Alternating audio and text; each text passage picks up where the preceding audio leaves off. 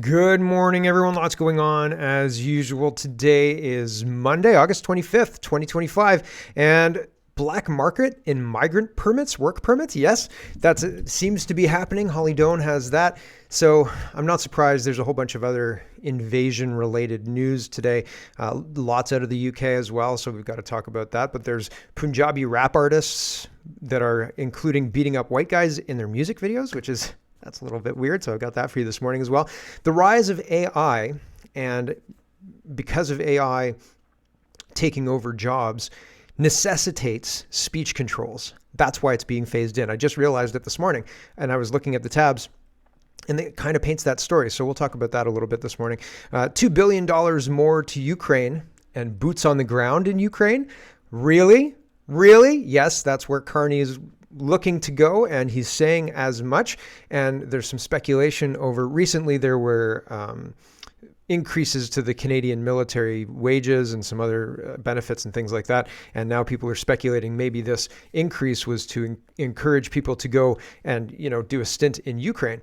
And for now, Carney's talking about it, I think, in the context of training Ukrainians, but we don't have much of a military. What kind of training can Canada provide that the last three wars in Ukraine, in the war in Ukraine, that they don't know already? I don't understand the whole saying, oh yeah, we're going to go train people over there, seems like a smokescreen or code for something else. So there's lots to get to. Let's get to it. First, we've got to talk about Ukraine and Mark Carney sneaking there in the dead of night. And at the end of these series of tabs, we'll talk about how Mark Carney mentioned that he was going to Germany, but didn't mention anything about stopping off and handing over $2 billion of our taxpayer dollars to Ukraine. So all of this is strange. All of this feels like we're being very cut out of the management of our own country. And well, that's not very good. Here's Freedom Fighter. He says, Carney just gave Ukraine another $2 billion, 100% borrowed money. That will require $2 million per week just in interest payments, places Carney further down the hole of bankruptcy and with zero parliamentary oversight and no budget, still no budget. The Liberal crime syndicate is deliberately crushing Canada. It does seem that way. It does seem, but that's, again, the whole broader West. Here, Mark Carney is making an announcement. Global News is making the announcement with Mark Carney reel in the background, but they're saying $680 million in cash to Ukraine. Are we doing pallets full of cash flown over on Mark Carney's jet? Weird, very strange. $680 million worth of cash. Why do we have that kind of liquid money? Was that just sitting in petty cash, or is that pulled out just for Ukraine? If we have $680 million in liquid cash, but we're billions of dollars in debt, and we are billions of dollars in debt, we're 598, almost $600 billion in debt federally, and then add all of the provinces to that as well. And so we're screwed as far as debt goes. But where are you getting that $600 million in cash money?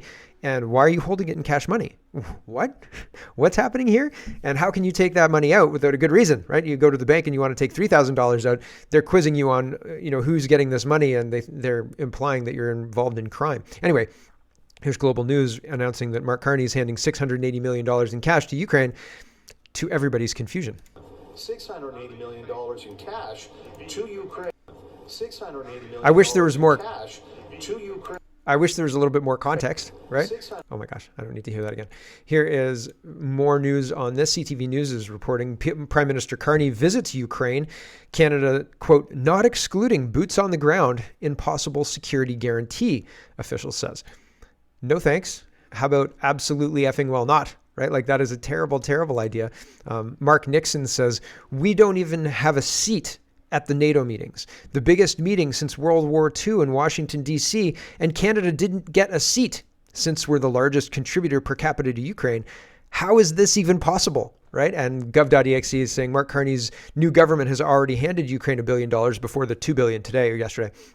This year's federal deficit is projected to be over $90 billion. Why the F are we giving money away when we're running deficits? This is criminal. Yes, it is. But we've got to talk about the boots on the ground in right now. Mark Nixon says, do you support Mark Carney sending Canadian boots on the ground in Ukraine? And so we'll start it at a minute in. It takes place around here. I just want to give context. He's talking about supporting Ukraine and Slava Ukraini and all of this crap. I don't think 1 cent of Canadian treasure or lives should be spent on foreign wars while we have the issues that we have, domestic issues that we have in our country ongoing. If we have homeless people, if we have people who can't afford housing, if we have 22% unemployment for males, those are issues that should preclude. And if we have a debt deficit of $98 billion and a debt of $600 billion, we shouldn't be sending billions to anybody to do anything at all, period. This should not be happening. And these guys are only really talking about one layer of debt as well. We've got more debt than that. As I said, all of the province's debt. There's one taxpayer, right? Like, I'm a Canadian citizen and an Ontario citizen, so I get the Ontario debt and the federal debt. And if you live in PEI, you get the PEI debt and the federal debt. No. The total debt of the country is calculated countrywide. We all get it all, baby, right? So each province, all that debt, that's all of ours, right? And if you add it all up, I mean, I don't even know how many times over GDP we are, but they play math tricks to make us think things aren't as bad as they really are. But oh man, if you knew how bad things really were. Here's Mark Carney. Support. We're working through. It's been a couple of days since the last incident of too fast talking. Sorry, I was going through this whole thing, so I got to back it up. Here we go. In matters of intelligence and other support, we are working through with our allies in the Coalition of the Willing and with Ukraine the modalities of those security guarantees on the land, in the air, and the sea, and I would not exclude the presence of troops. I would not exclude the presence of troops. I'm going to play it again just because I want you to really hear it, to really understand what he's saying. I will not exclude the presence of troops. Yep. And the sea, and I would not exclude the presence of troops. Yeah. Right? So, wow. Do you want the Canadian military being sent over to Ukraine for what? To train them on how to win against Russia. Okay. Will they have sleeping bags? Because we don't have sleeping bags. So I hope Ukraine's got enough sleeping bags for everybody. Oh, we're hot bunking. Hot bunking is you get to sleep while the person who's sharing the bunk is working. And when they're done working, they'll take the bunk you were just sleeping in. That's why it's hot. And you go to work. Yay, Canadian military, right? Oh, right. Everybody's very cozy with each other. Melissa says, did Carney increase Canadian military pay and recruitment efforts just to send troops to Ukraine? It is a Mr. Burns-esque plot that I could see in a Simpsons episode. So yeah, very plausible. Very, very plausible. Gov.exe, and I've already read this, but Mark Nixon says we didn't have a seat at the NATO meetings, and we're talking about things like we're in charge of things, and that's ridiculous. It's ridiculous. The debt in Canada, almost $600 billion, according to the Canadian Government Canada Statistics website. And again, that's not even really talking about the provincial debt. That's not talking about anything else. And it's erroneous to only measure our debt that way because there's one taxpayer. There is one taxpayer. So when we have a debt like that, even if just $600 billion was the debt, even if that was it, right?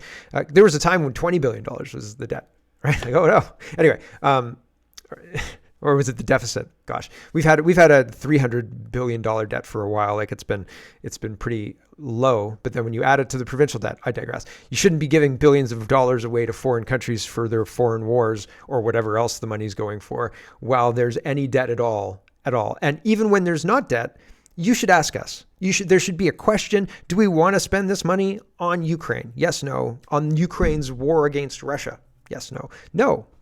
But I mean, we don't have a budget, so we have no idea what the impact of this is, other than it's going to be expensive, at least $2 billion. The real Mr. Bench says, how much is this going to cost Canada? $2 billion. $2 billion worth of military equipment? Okay. Carney was not invited to attend the Coalition of the Willing in Washington, so instead he flew to Ukraine under secret until there to hand out billions of dollars, buy his way into the whole negotiation. Joe Warmington says, he's responding to Mark Carney. Mark Carney says, Ukraine is on the front line in the struggles for freedom and sovereignty. Could have fooled me. After 3 years at war, Ukrainians urgently need more military equipment. Canada is answering that call, providing $2 billion for drones armored vehicles, and other critical resources. $2 billion, eh? Waste of money. Here's Mario. He says, Carney consistently making the wrong choice. Meanwhile, Canadians get fined $28,000 for walking in the woods. Canada first. And this is the guy who can't make a choice meme. And 30 water bombers for $2 billion or $2 billion to Ukraine. Well, joke's on us. We didn't have the money in the first place. Right? Like, gosh. It's so tiresome. Here's Mark Carney. He says, President Zelensky's leadership has been extraordinary. For 3 years, his courage and iron will have galvanized and sustained international support for Ukraine's fight. Now, allies and partners must intensify our efforts for a just and lasting peace. Nonsense. I was looking for Joe Warmington's tweet, so hold on a second. I want to find Joe's tweet. He's asking about who's making the stuff. Oh, I don't know if I have it now. That's frustrating. Huh.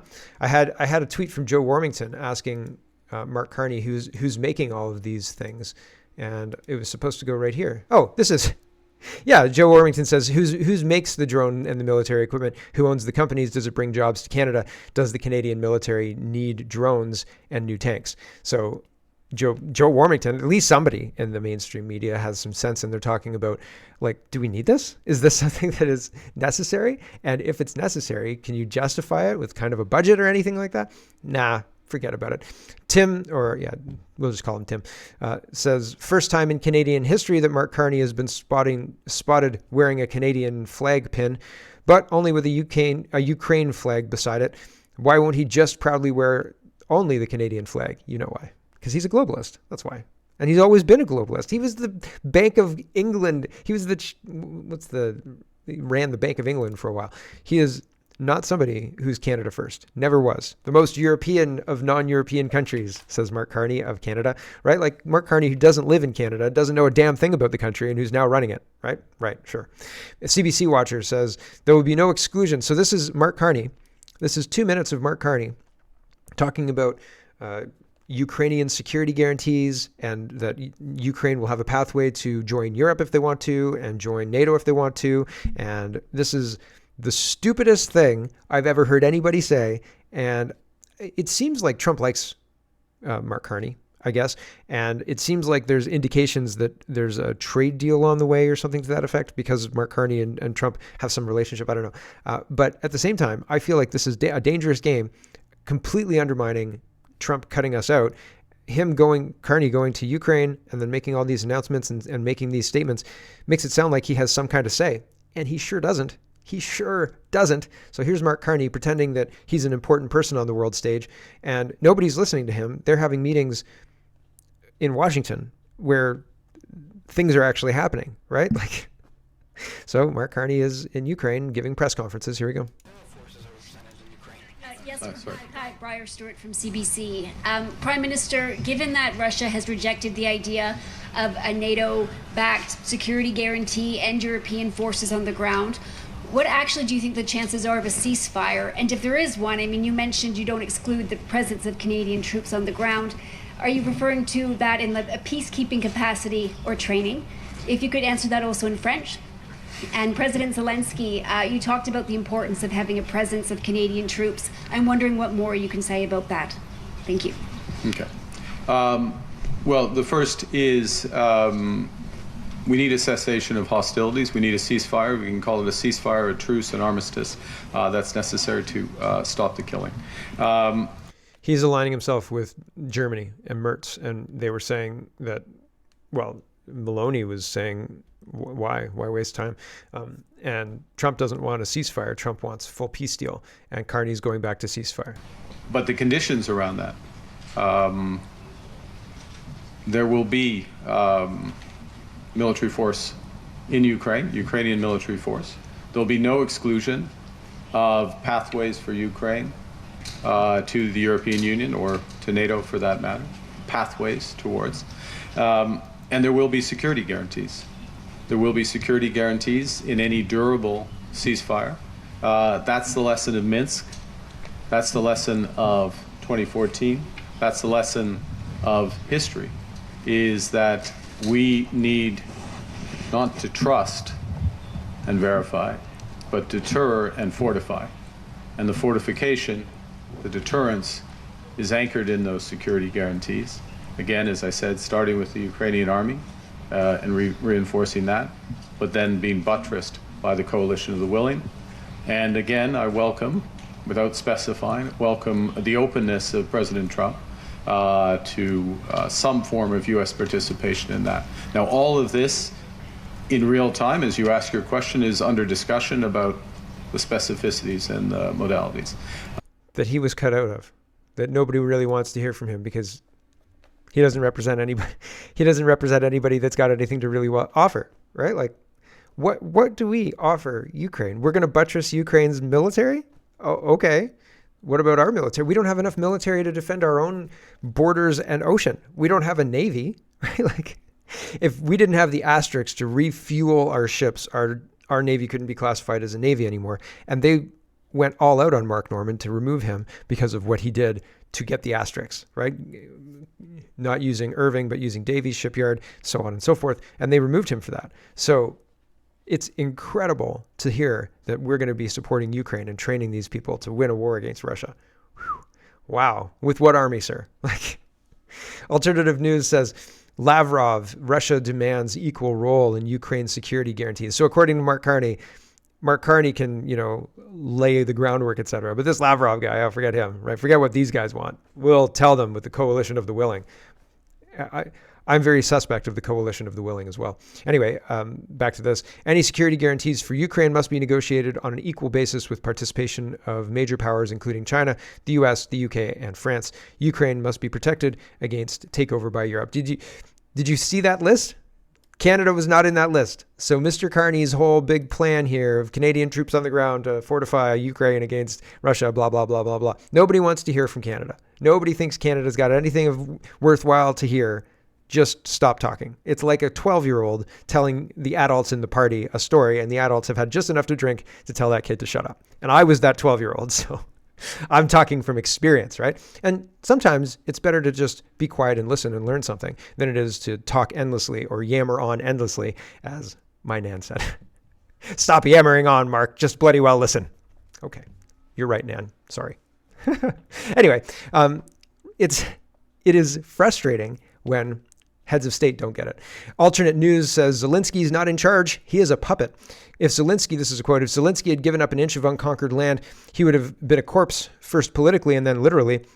The Ukrainian guy who's running against him, I guess, the Ukrainian strongman Sternenko explains. So it's interesting to see people supporting Zelensky's refusal to negotiate peace.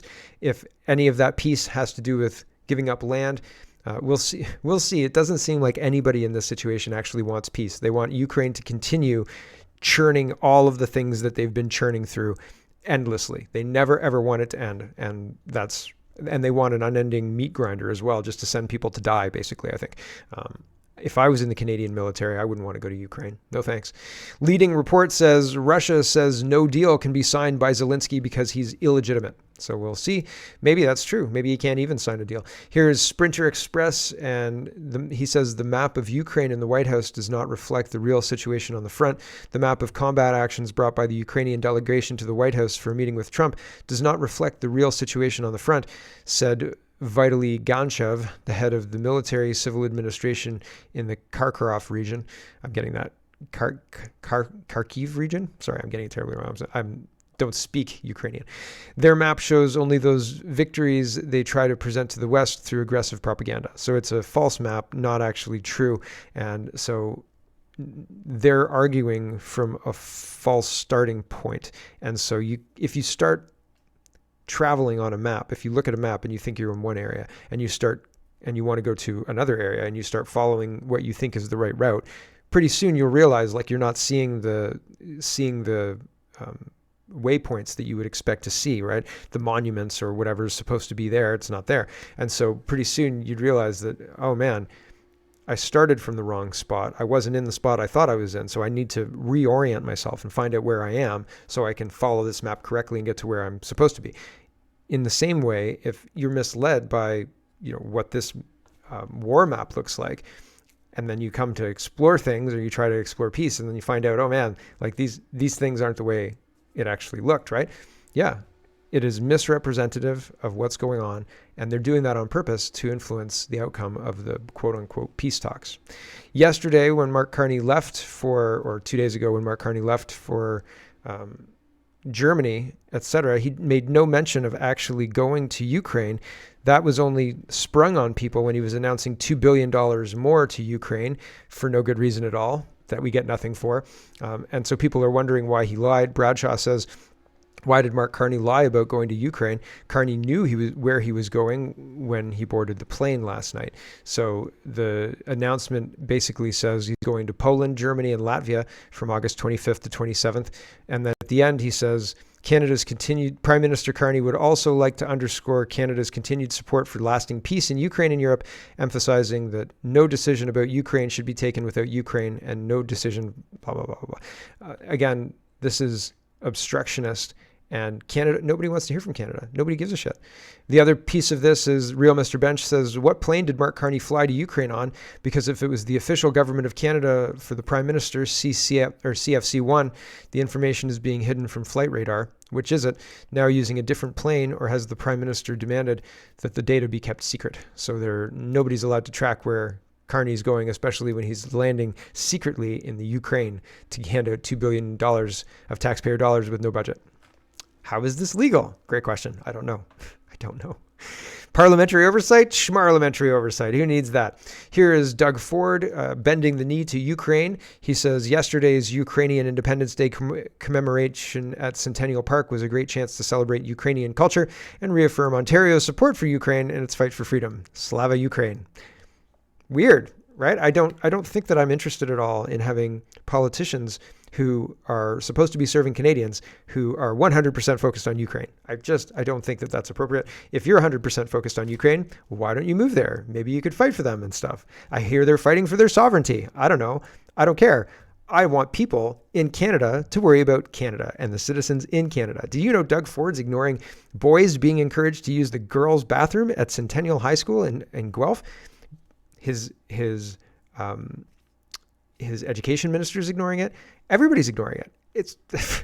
He doesn't care. His education minister doesn't care. They've passed me off to a third-party bureaucracy that says it's because of safety. And I said, could you explain what that means? And they haven't responded to me. So what does that even mean? Here's Danielle Smith, and she says, Slava Ukraini, harder than Doug Ford. She says, for more than a century, Ukrainian families have helped shape Alberta's identity through their homesteads, churches, and traditions of grit and resilience. On Ukrainian Independence Day, it's not a Canadian holiday. It has nothing to do with us. Come on. On Ukrainian Independence Day, we honor those roots and affirm that every nation deserves freedom and peace. Just not Canada, right? Welcome any truck driver who wants to come and drive truck here. No, you don't need a license. Who needs a license? Just get in the truck and drive the drugs across the border. Thanks. Alberta has welcomed thousands fleeing war, offering safety and a helping hand up, especially to women and children. Women and children? Are women and children coming here? Because I thought it was all fighting age men. I thought 90% fighting age men, right? Women and children? Where are the women and children? I haven't seen them. We will always stand with Ukraine and with the proud Ukrainian families who helped build this province. I think those people who live in the province of Alberta in Canada, I think those people want Canada to do well, and I think they could probably use that $2 billion for something in Alberta, right? I don't understand this bending the knee, and I don't understand why people tolerate it, and even get upset with me when I call it out. This is bullshit. This is absolute oh, wow, there's Ukrainians who live in Canada. Are there? Well, maybe they should go back and fight for their country then. Holy smokeronis. Did you hear they're at war? My gosh. And if there are Ukrainians, again, who built the country, I'm sure they want Canada to do well. And I'm sure they want their politicians to focus on Canada and not Ukraine. It's insane. It's absolutely insane. And it shouldn't be friggin' well tolerated. It's ridiculous. And you can be proud of your heritage. I wouldn't want any politicians to focus on England or Greece in Canada. We live in Canada, not England and not Greece. You can't do a damn thing about those places. You don't work or live there. What the hell are you talking about? There's no reason to do it. And I have heritage from those places, but it makes no sense, right? Even if there was a bunch of other people from England and Greece around me, right? I think all of those people would want our country to do better fundamentally than those countries to do better, right? And if we were in a competition, we'd be cheering for the Canadians, not the English, not the Greeks. It's simple, right? How many medals did you get? Oh, do you mean the Greeks or the Brits? Oh, I meant Canada. Yeah. You mean the Ukrainians? F off. Come on, seriously. It's ridiculous. And with that, I will say goodbye to the stream. I've got another half hour of show here at least, probably more. This is ridiculous. We should not tolerate this. And Mark Carney is ridiculous. He doesn't represent the citizens. If you want the rest of the show, head over to CanadaPoly.com. And if not, we'll see you tomorrow. Thanks for watching, everybody. We'll catch you tomorrow. And for the rest of us, we will carry on. And as soon as the stream is stopped, and we are. Okay, here's Mark Carney. Here's a little bit of news on Mark Carney.